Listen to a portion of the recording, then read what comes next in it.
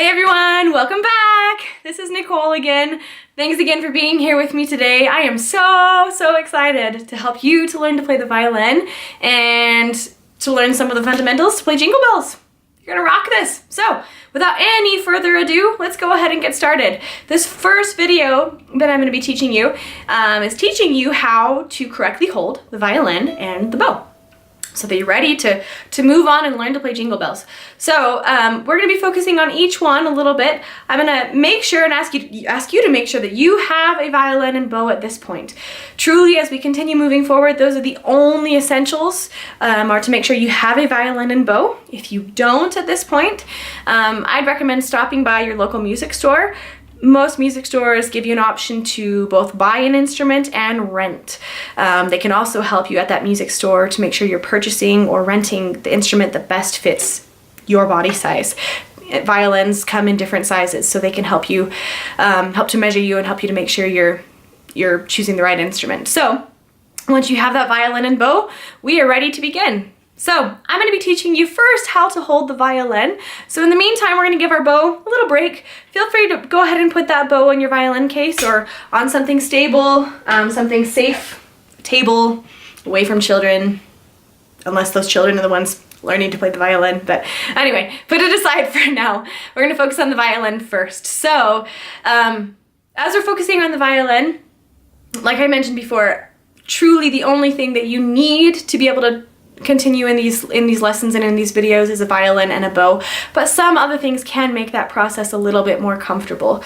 As we're holding the violin, you are literally going to be holding this violin out of your neck, and so a literal piece of wood coming out of your neck is sometimes not the most comfortable.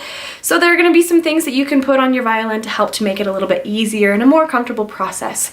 The one I'm using today is called a shoulder rest. This shoulder rest I bought at my local music store. It's made by a company called Bonmusica.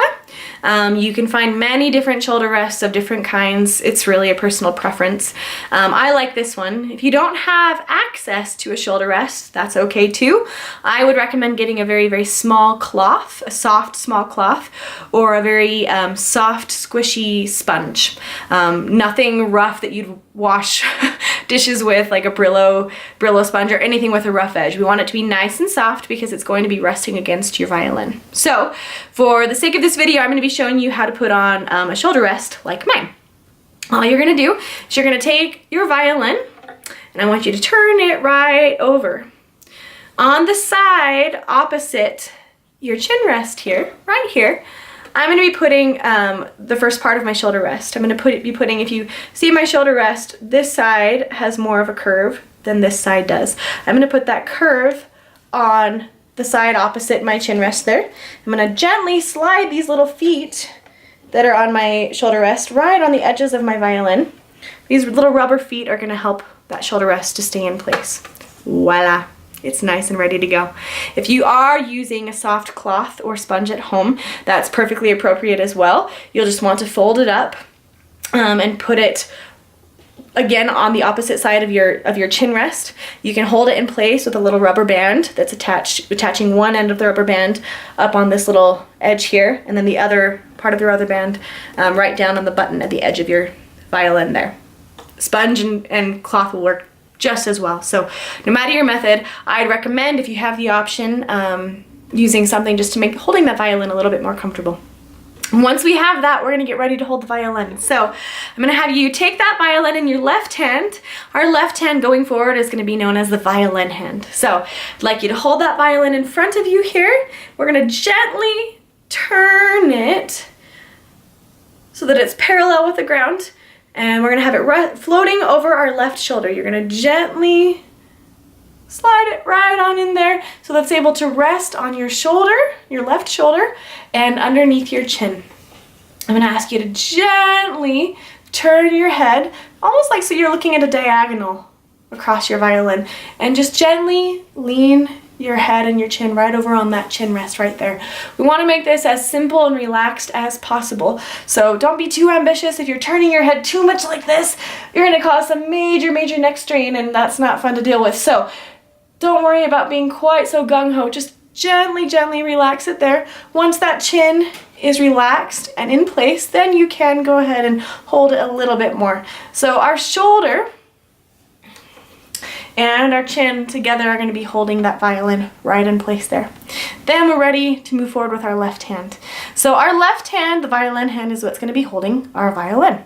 That left hand, as I'm teaching you some different techniques to consider, the reason I'm teaching you these techniques is because each of these techniques is going to help your hand to be relaxed, your fingers to be tall, fast, and accurate, which is exactly what we want as we're moving forward. So that left hand, I'd like you to take it and just really, really gently slide it right on back to the very back of the neck of the violin, this part here. As you can see in the video, my left hand is nice and open, the palm is nice and open, and my wrist is relaxed and nice and straight. You want to create that as well. If your wrist is starting to move inward here and your palm is kind of squashed, go ahead and open that up so it's nice and straight. Do be aware we don't want to hyperextend it either like that. That's like not relaxed at all. So keep it nice and relaxed like that with your palm nice and opened. We also want to have just a little bit of a gap in between your hand and your thumb and the neck of the violin here. That gap is created by just simply pulling that hand down just a little bit. Your left hand and your left thumb is going to be nice and straight here, so don't create that gap by pulling that down. That's not very relaxed. Just go ahead and pull that hand down a little bit so that your thumb is on the opposite side of your violin here. It's nice and relaxed. My thumb barely pokes above the top of the fingerboard right here, so keep it pretty low so that you're able to have that nice gap right there. Having this hand position is going to allow your fingers to be fast and tall. When our fingers are going down, their goal is to be tall, putting them down on the strings right on the heads, right on our fingertips, the tippy tips there. I want you to think of them almost like doing like little handstands or being like little tabletops. So those fingers, as we're putting them down, are going to go down nice and tall, like you can see there, right on their heads, right on the strings. Okay, now my fingernails are trimmed so that they're nice and short. That allows my fingers to be tall. If your nails are too long, your hands are going to be doing more of a position like that. That's not going to help them to be tall or fast. So if you're noticing your fingernails are looking a little more like talons than trimmed fingernails, take a moment and go ahead and trim those so that they can be as tall as possible. So when you have that hand position there, nice open, nice gap there, thumb nice and low, your fingers can be extra tall right on those strings, right in the spots that they need to be. Like I mentioned earlier in the introduction video, I truly believe that anyone at any stage in life, any age, can play the violin. So I'm going to give you some tips also. If you're a child or a parent that's helping a little child to learn, one tip that will help this left hand that I use a lot with my students is a little character called Mr. Smiley. So Mr. Smiley lives on your palm here. I'm going to have you you either draw this for your child or your child can draw it too. I'll be honest, my students come up with the most interesting, creative Mr. Smileys. I just want you to really gently, carefully draw a smiley face on the palm of that left hand, that violin hand. Okay? Mr. Smiley lives right here. For the sake of those kids and helping them to remember that hand position, sometimes Mr. Smiley is an easier way to teach them and help them to remember that. So what I teach my young students is that this is Mr. Smiley's house. We want it to be nice and open. As soon as our hand starts to go, then Mr. Smiley's house starts to become squashed. Okay? That's a good reminder to them to keep that left hand nice and open.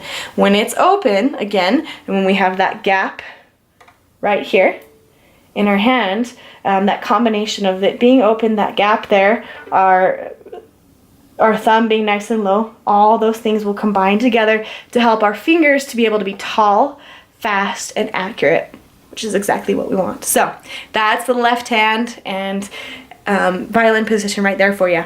So at this point, let's move on. We're going to learn how to hold the bow just a little bit. So I'll let you gently go ahead and put your violin in its case. We won't need that for just a moment as we learn the bow. So go ahead and put that away, and I'll have you grab your bow. So with the bow hand, I'm going to teach you a couple ways of really just simply learning how to place and hold that bow. One way that's a little bit more geared to children, just like we've learned with Mr. Smiley, and one that's an easier, relaxed method for anyone to be able to approach. So as you have your bow here, our right hand is going to be our bow hand. And this right hand gets to hang out right down in the bottom of the bow here. This area is called the frog. I wish I could tell you why, but that's what they call it. So our right hand's gonna be holding the bow there right near the frog. What I'd like you to do actually to get started with that right hand is I want you to just kind of flop it here a little bit. We want that to be nice and relaxed. So flopping that right hand, I'm gonna gently, after you're flopping it around there a little bit, I want you just to place it right there on the bow. I'm gonna bring this in closer so you can see. So my right hand is placed on the bow here. Once it's flopped literally there, my fingers are just hanging out, then we'll position our fingers. So my thumb is going to go, I'm going to lift these up so you can see, my thumb is actually going to go right inside the frog. In my frog, not quite in this circle here and not quite on this pad, but there's a little area right in between, and that's where my thumb is going to live. So with my fingers being relaxed there, my thumb is going to just go right into that little gap there, and it's going to be nice and bent. The thumb on the bow hold is always, always, always, always, always, always bent. And when it is, it allows those other fingers to stay in the form that they need to be. So make sure that thumb is always, always, always bent. My thumb is actually so bent right now that the bottom of my thumb is actually touching the hair of the bow just a little bit, which is okay. In general, we don't want to touch the hair, but with it touching it that much, that's going to be all right there. So my thumb is nice and bent. These other fingers, once you flop them around, are just relaxed there.